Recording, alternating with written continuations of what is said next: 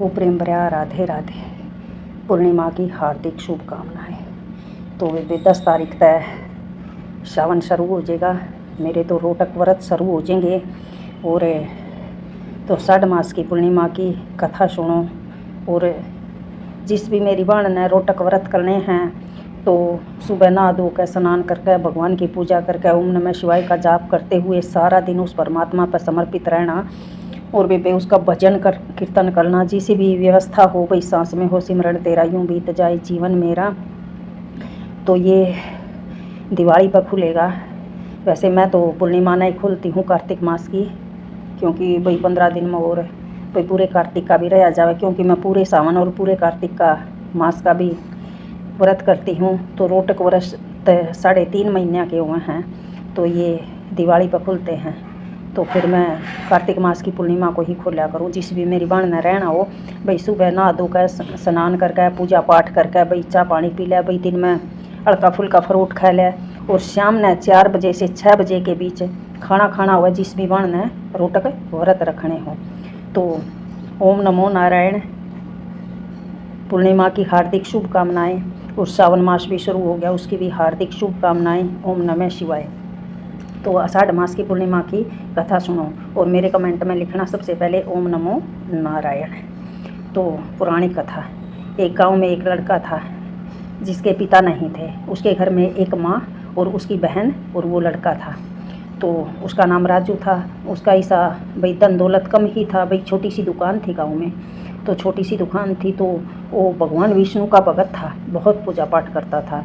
घर से अपनी दुकान पर जाता तो सबसे पहले गणेश की पूजा करके तो फिर विष्णु भगवान की पूजा करता और सारा दिन ओम नमो नारायण इस मंत्र का जाप करता।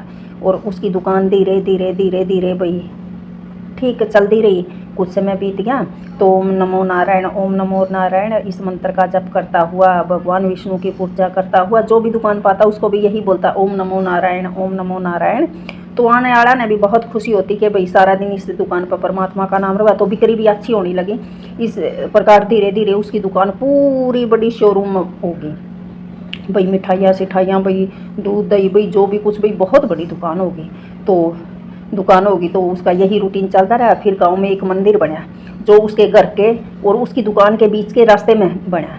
तो वो घर से चलता तो रास्ते में भगवान विष्णु की पूजा करता, फिर दुकान पाता, फिर दुकान पर भी अपने गणेश भगवान की पूजा अर्चना करके, भगवान विष्णु की पूजा करके और फिर अपने ग्राहकों को संभालता। तो एक दिन अपना धीरे धीरे उसकी माँ बोली, अक बेटा भाई अब तो तू शादी के लायक हो गया, भाई ठीक व्यवस्था होगी, भाई शादी करवा ले।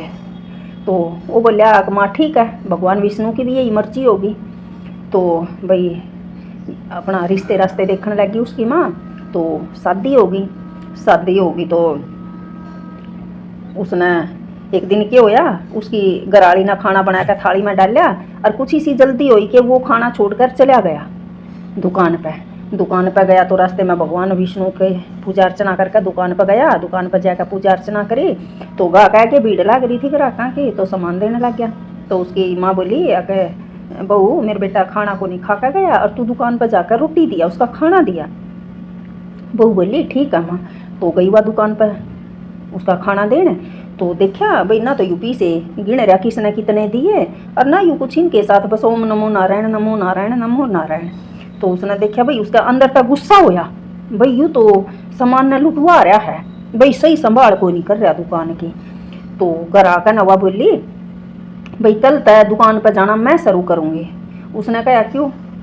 भाई नहीं भाई दुकान मैं संभालूंगी। उसने कहा चलो भगवान विष्णु की यही इच्छा होगी, बोला तू ना तो पैसे गिनता ना किसी ने भाई सामान है वो करके देंदा, भाई तू तो ठीक नहीं दुकान से ला रहा, भाई नहीं तो हमारा बहुत ज़्यादा कमाई हुआ है।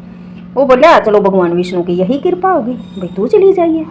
तो वो आई भी, वो तो घर से चलता ओम नमो नारायण परमात्मा पर समर्पित था।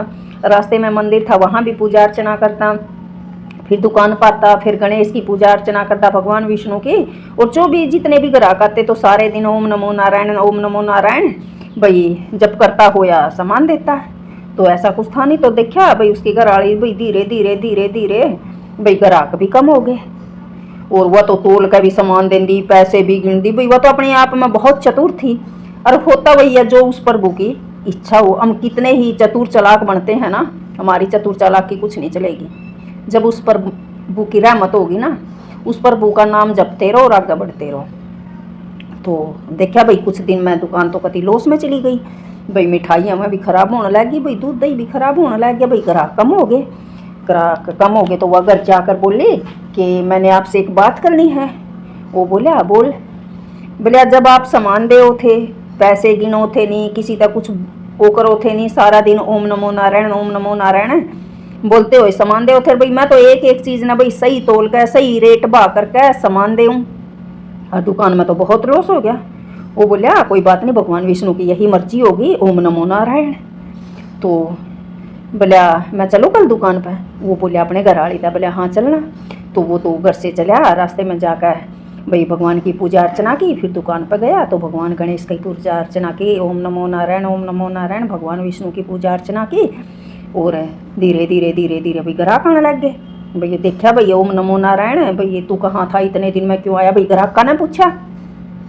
उसने किसी से कोई जवाब नहीं दिया, उसने कहा भाई भगवान विष्णु की यही मर्जी थी तो अपना ओम नमो नारायण, तो सबसे यही बोला।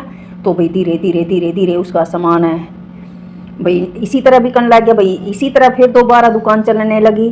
तो उसकी औरत ने कहा कि हम तो वैसे ही चतुर चालाक बनते हैं, जो होता है वो परमात्मा की इच्छा से होता है। और वो भी भगवान विष्णु की पूजा अर्चना करने लगी, पूर्णिमा के व्रत करने लगी और ओम नमो नारायण इस मंत्र का जप करने लगी और रोज मंदिर जाने लगी। तो सारे बहन भाइयों ना प्रेम भरा राधे राधे।